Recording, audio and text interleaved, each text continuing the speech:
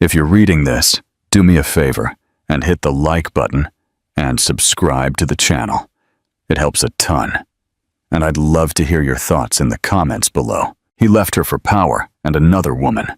But 3 years later, in the crowded lobby of a hotel, he saw a little girl with his own eyes staring at him. 3 years ago, Aaron Carter had been on top of the world and had convinced himself that he was making the most rational decision of his life. At just 32, he was already the CEO of a fast-growing corporation, a man investors chased, with journalists who wrote glowing profiles about his ambition and brilliance, and with employees who admired and feared him in equal measure. Yet, in the quiet hours, when the spotlight dimmed and the noise of meetings and business faded, his thoughts always turned to Emily. She was not of his world of boardrooms and contracts. She worked as a photographer, someone who saw life through a lens rather than financial charts, and she had a way of bringing him down from the clouds to something real and tangible. With her, he laughed without calculating, spoke without rehearsing, and felt like a human being instead of a title.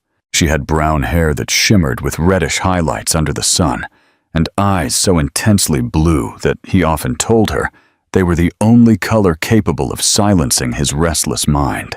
But when Victoria entered the scene, everything changed. She was the daughter of a powerful business tycoon, a woman who wielded influence the way others carried their purses, effortlessly and with a devastating effect. At galas, she glittered. At conferences, she was always in the center of the room, and when she set her eyes on Aaron, she did so with determination. For him, she represented a partnership that went far beyond romance. Merging their lives meant merging empires, connecting his rising company with her family's vast network of wealth and political influence. All the advisors around him whispered that it was a move he couldn't afford to ignore.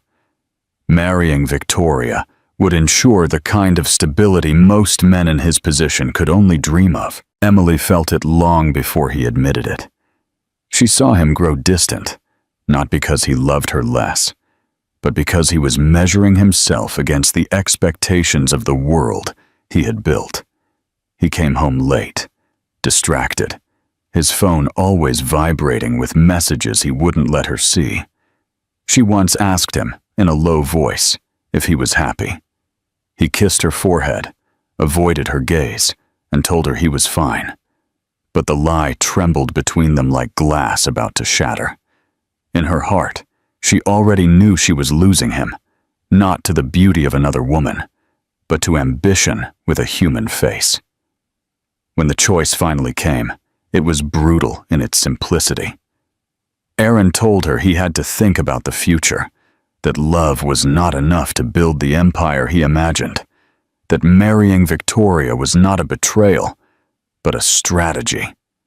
The words burned his tongue even as he said them, but he forced them out, convincing himself that he was acting with discipline, with foresight, with the cold clarity of a leader. Emily did not cry. She did not plead.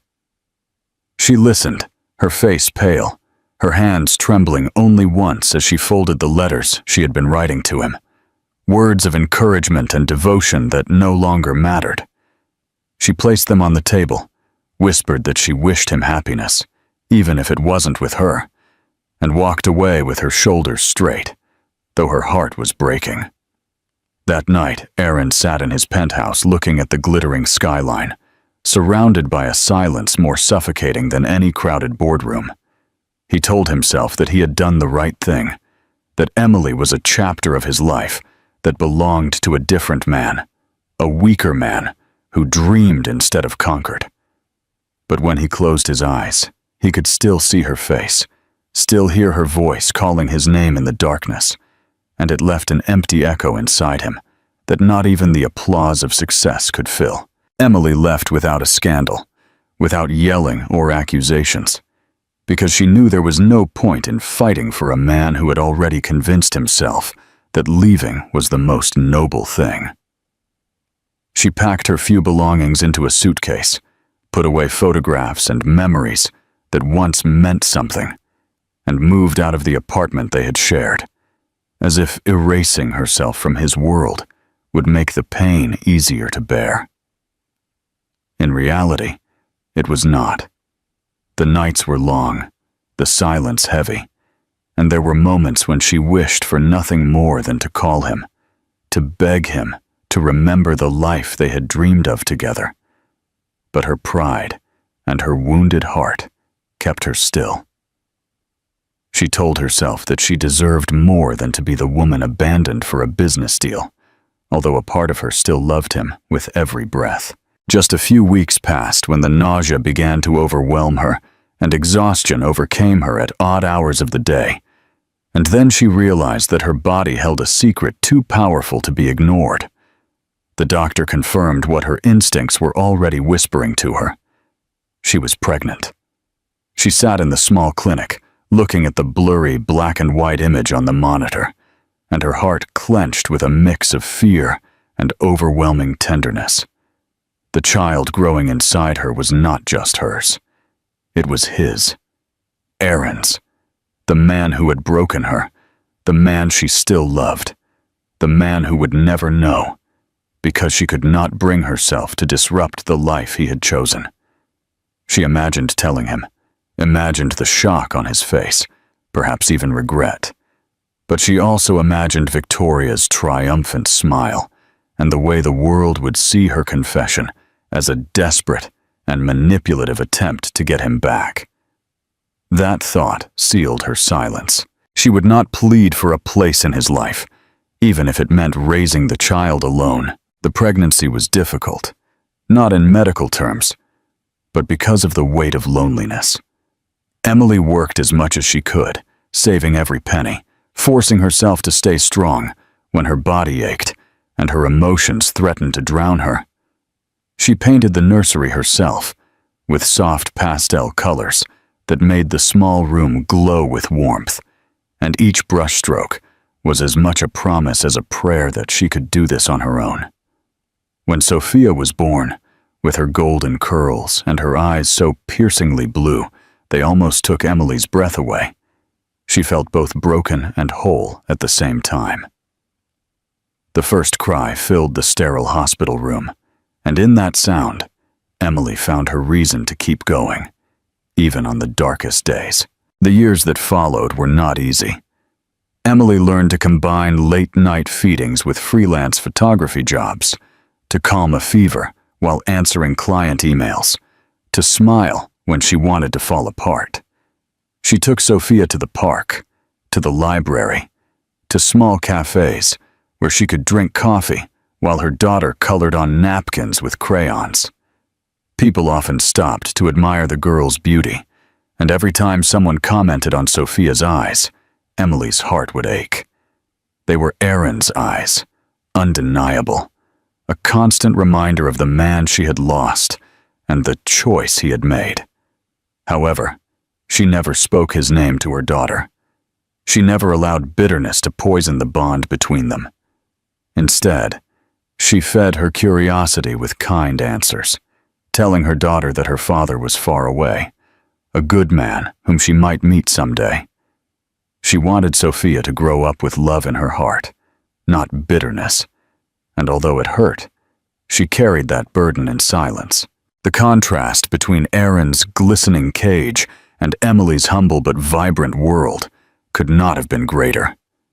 He lived surrounded by wealth but starved for meaning, while she lived in a constant struggle, but was fed by the unlimited joy of raising a daughter. He walked through rooms full of people, but felt alone, while she, although alone, never felt empty, because Sophia filled every void.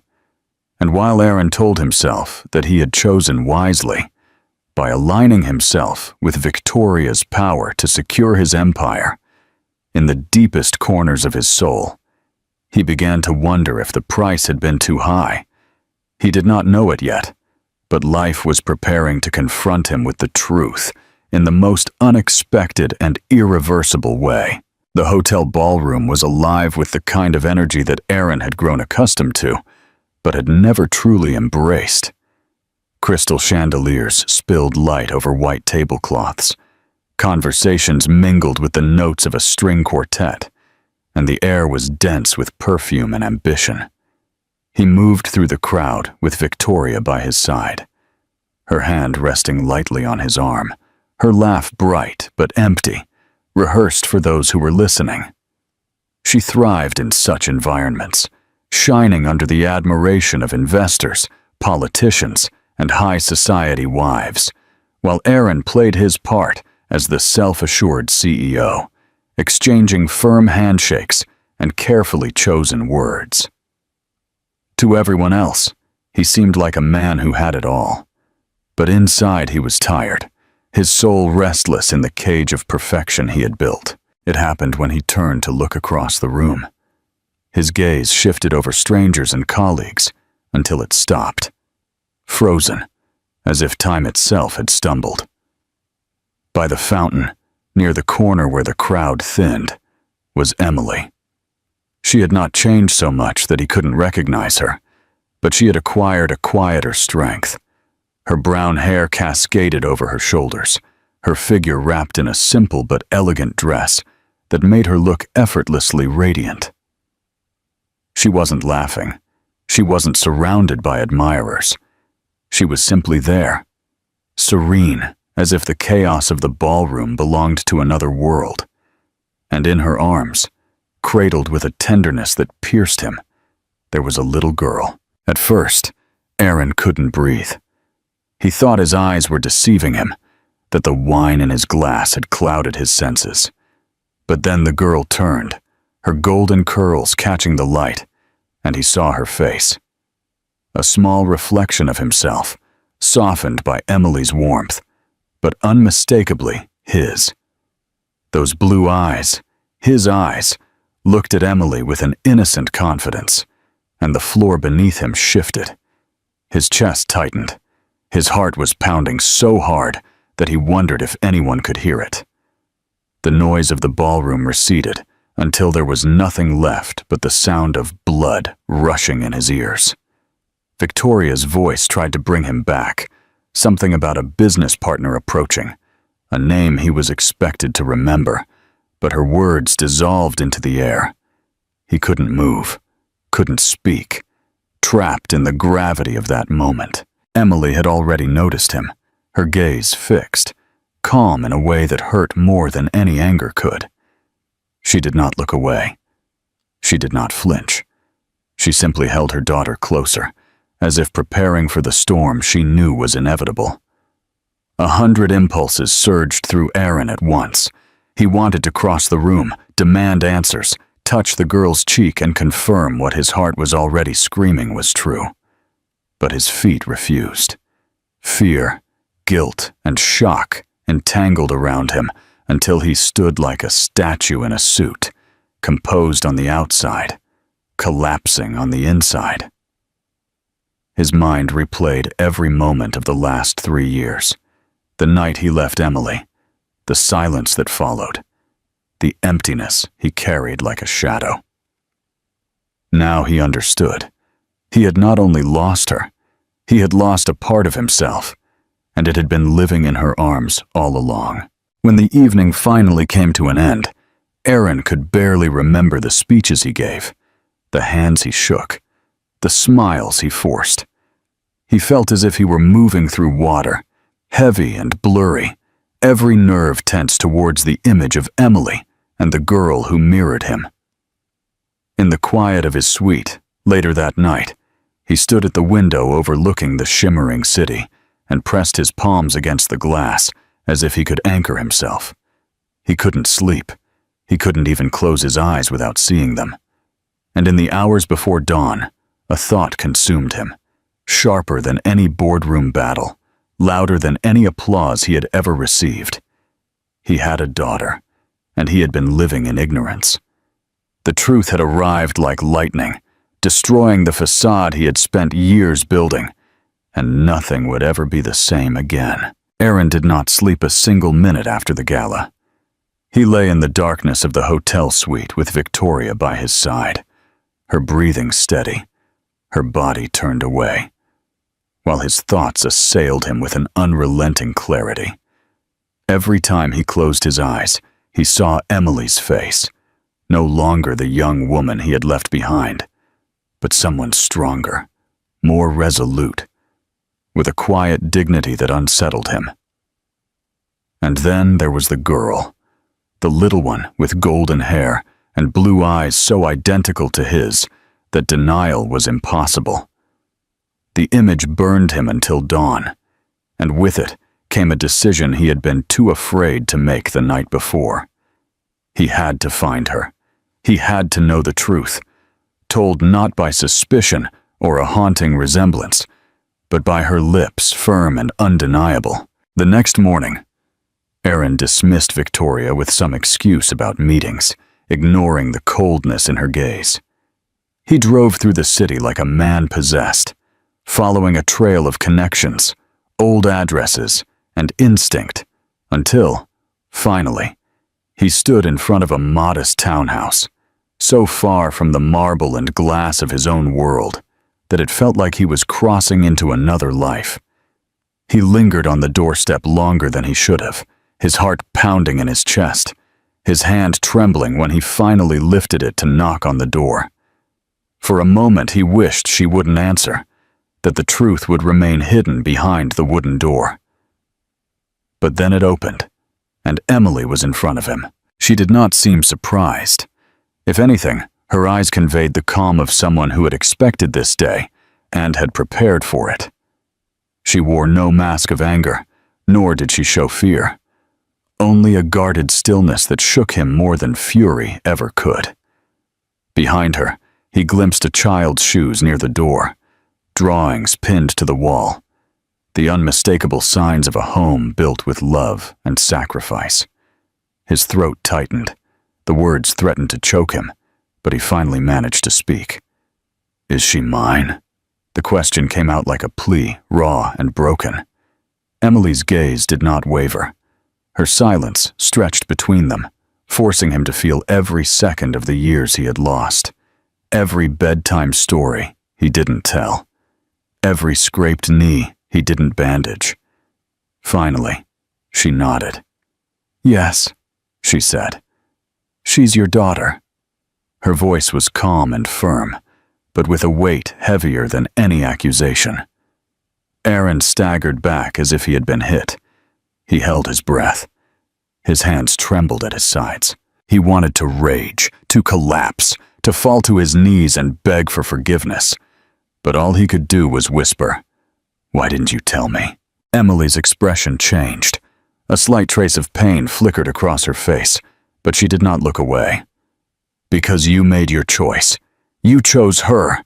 You chose the business, the power, the future you thought you needed. I wasn't going to force myself into that world, not for myself or for her. I wasn't going to beg for a place in your life when you had already closed the door." Her words cut him with more precision than any argument. He realized then that his silence, his cowardice, had not only stolen years from Emily, but from his own daughter, and no amount of wealth or status could buy them back. Inside the house, he could hear a small voice calling out, the sound of a child stirring. Aaron's entire body ached with the instinct to go in, to see her, to touch her. But Emily's posture told him he was not yet allowed. She stood between him and that world, a guardian who had carried everything alone while he had lived behind the glass walls of ambition. He bowed his head, fighting to control the storm of emotions that threatened to unravel him. Shame burned in his chest. Guilt gnawed at his stomach. And yet, underneath it all, there was something terrifying in its intensity. Hope. The hope that maybe, just maybe, it wasn't too late. Emily finally spoke again, her voice quieter now, but still steady. "I never lied to you. I never hid her to hurt you. I simply protected us. You left, Aaron, and I learned to live without you."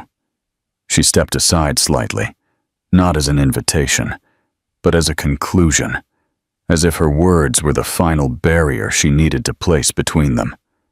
Aaron nodded slowly, his eyes stung with unshed tears that he had never allowed himself before. "I was blind," he admitted, his voice hoarse. "I thought I was making the right choice. I thought love wasn't enough. But I see her, and I know I've been living a lie." He turned then, because he couldn't bear to completely fall apart in front of her. He went down the steps like an exiled man, the weight of the years pressing on his shoulders. On his way back, he saw Victoria waiting in the house, her silhouette framed in the window, and for the first time, he looked at her with clarity instead of habit. The life he had built with her was a prison forged by ambition and cowardice. Now, the bars had shattered, and although what lay beyond terrified him, he knew there was no going back. That night, Aaron was awake again, staring at the ceiling of a house that no longer felt like his own. The truth had changed everything. He was no longer just a man, just a husband to a woman he could never love, or just a sertayo tied to an empire. He was a father, and the thought consumed him with a force so undeniable that he knew his life would no longer be measured in contracts and profits, but in whether he had the courage to fight for the family he had once cast aside. The days that followed were a storm that spread from behind closed doors to the full public light.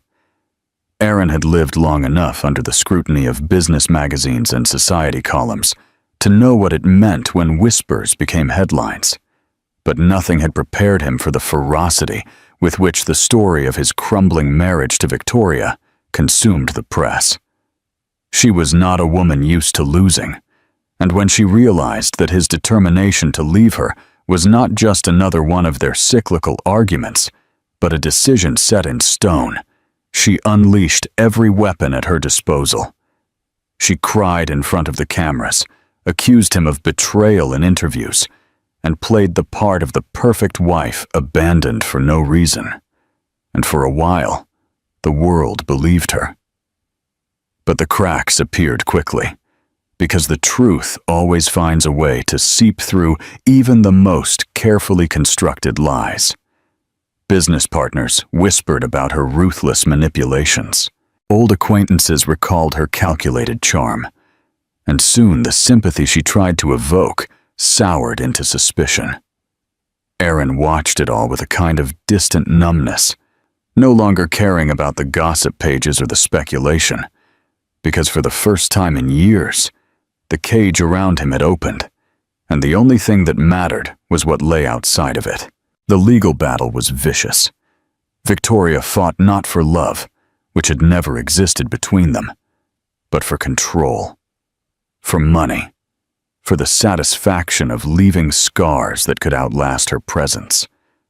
The courts became stages where her voice rose and broke, where lawyers argued about assets and reputations, where Aaron sat in silence and let the storm rage because he no longer felt the need to defend a life that had already collapsed. His only fear was not losing his fortune or influence, but losing the fragile opportunity he had glimpsed in Emily's eyes when she had admitted the truth about Sophia. At night, when he emerged from the suffocating litigation rooms, he would drive aimlessly through the city before inevitably finding himself near Emily's neighborhood, sometimes parking far enough away not to be seen, staring at the faint light in her windows and imagining the ordinary domestic life he had traded away. He would think of her reading to their daughter, putting her to bed, soothing nightmares, and each image burned him with longing and shame. When the divorce was finalized and Victoria finally lost her grip, the release was not triumphant, but quiet. Aaron signed the final documents with hands that trembled, not from fear, but from the immensity of what it meant. For years, he had played the role of a husband in a loveless union, convincing himself that duty and ambition justified the emptiness in his chest. Now he was free, but freedom came with its own burden. He knew he couldn't just walk into Emily's world and expect forgiveness or acceptance. He had lost that right a long time ago. All he could do was show her that he had changed, not with promises or apologies, but with persistence, patience, and the willingness to endure rejection, if that was all she had to give. At first, Emily kept her distance, her tone courteous, but firm when he asked to see Sophia. She made it clear that his place in their daughter's life would not be given lightly, that trust had to be earned not with grand gestures, but with a constant presence. Aaron accepted her terms, even when it hurt. He arrived humbly, sometimes standing at her door, with nothing more than a book he thought Sophia would like, or a small toy he had chosen after walking through the aisles of a store in a state of confusion, trying to imagine what would make her smile. The first visits were awkward. Sophia was shy, clinging to Emily's leg, looking at him with big eyes, as if trying to decide what to think of this stranger who looked so much like her. Aaron felt clumsy, unsure of how to hold her, how to speak with a voice soft enough to close the distance between them.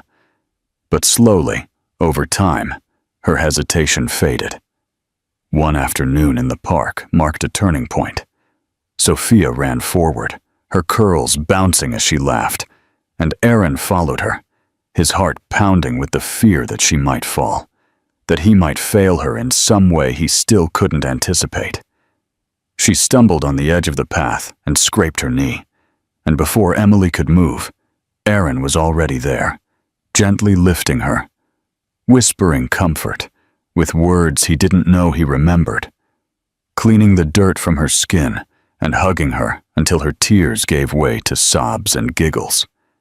Emily watched them, her eyes softening against her will, and in that moment Aaron felt a glimpse of redemption. He was not forgiven yet, but he was being allowed to try. The weeks turned into months, and the rhythm of his visits wove itself into the fabric of their lives. He learned to braid hair with clumsy fingers until Sophia declared that he was getting better at it. He built crooked Lego castles that would crumble only for them to rebuild them together. He read bedtime stories, his voice becoming firmer with practice. Every night he spent with her was both a joy and a torment, because every moment was precious, but marked by the knowledge of all the years he had lost. Emily, cautious but fair, began to relax her guard. She saw the sincerity in his efforts, the way he never missed a visit, never grew impatient, and never tried to buy her affection with wealth. What he offered instead was presence, humility, and the gradual shaping of himself into a father she could believe in. The divorce scandal finally faded, replaced by new headlines, new scandals, new distractions for the world. But for Aaron, the true story was not what people wrote in magazines, but the quiet transformation that was happening in the corners of a modest home where laughter resonated, where the walls were decorated with children's drawings instead of expensive art, where the air carried the smell of pancakes instead of perfume. He realized that he had spent years chasing applause that meant nothing, when the sound of his daughter's laughter was the only ovation he had truly ever needed.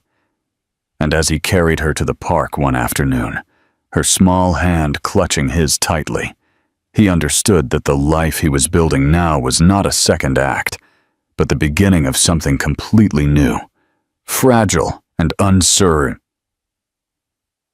but more real than anything he had ever known before. Sophia, as she was named, welcomed Aaron into her life with the natural innocence that only a child could possess.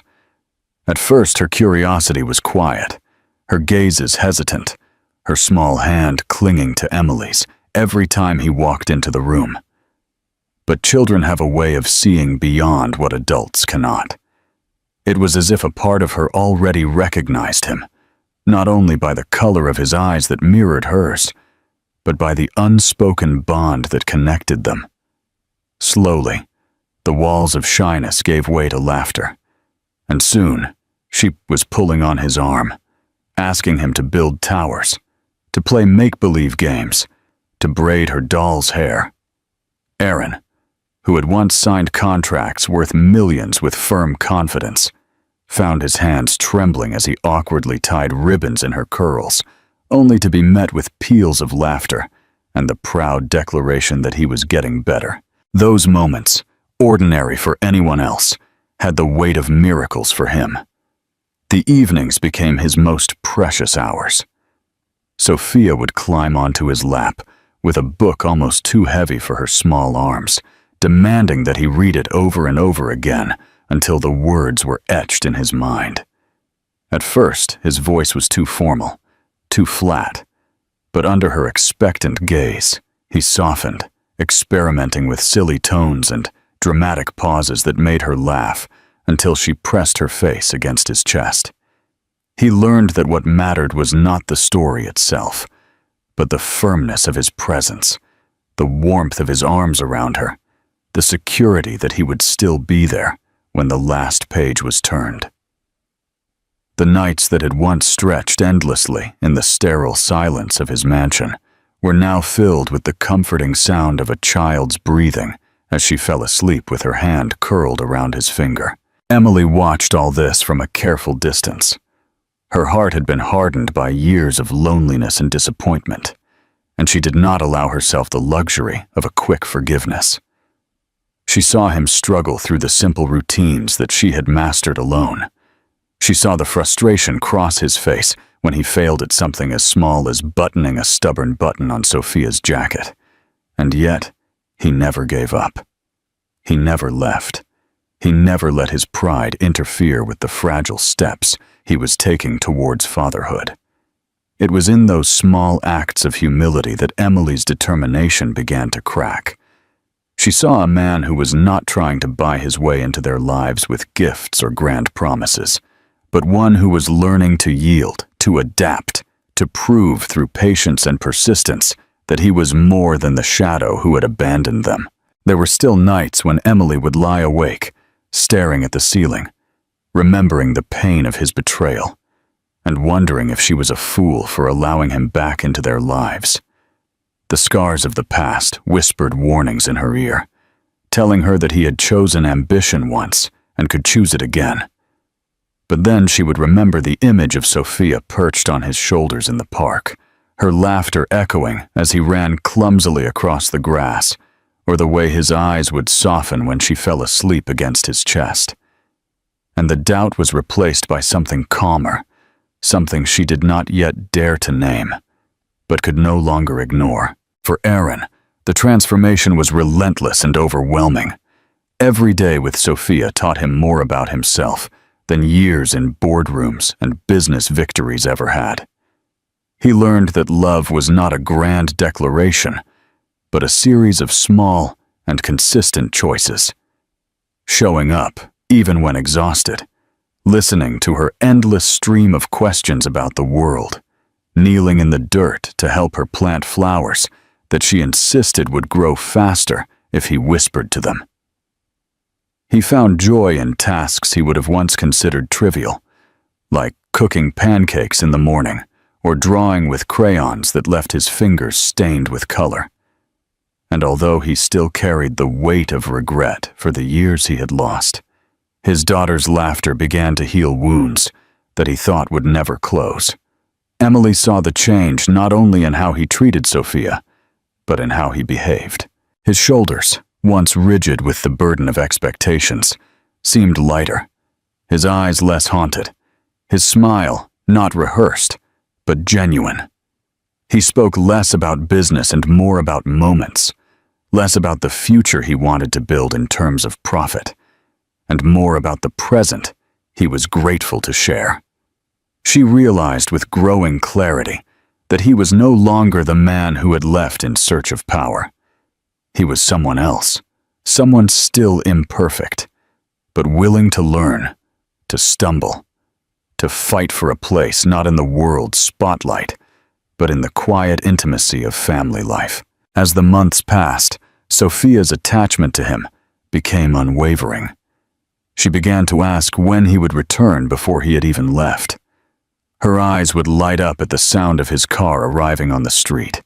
She proudly introduced him to her friends in the playground, declaring him her daddy, with a certainty that only a child could have.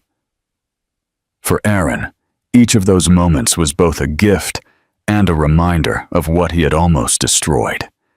He fiercely treasured them, determined never again to let ambition or fear blind him to the only legacy that mattered. And although Emily did not say it out loud, although she kept her heart protected, there were moments when she caught him looking at her with an expression that told him words were no longer necessary. It was not forgiveness, not yet, but it was something even more fragile and powerful. The beginning of trust, slowly rebuilding, one moment at a time. And Aaron knew that if he could protect that fragile trust, if he could nurture it with the same devotion he now gave Sophia, then maybe, someday, what had been broken between him and Emily could not only be repaired, but reborn into something stronger than it had ever been before. The morning of Sophia's preschool graduation dawned with sunlight streaming through the thin curtains, and Aaron found himself standing in front of the mirror, adjusting a tie he rarely wore outside of business meetings. However, it was different now.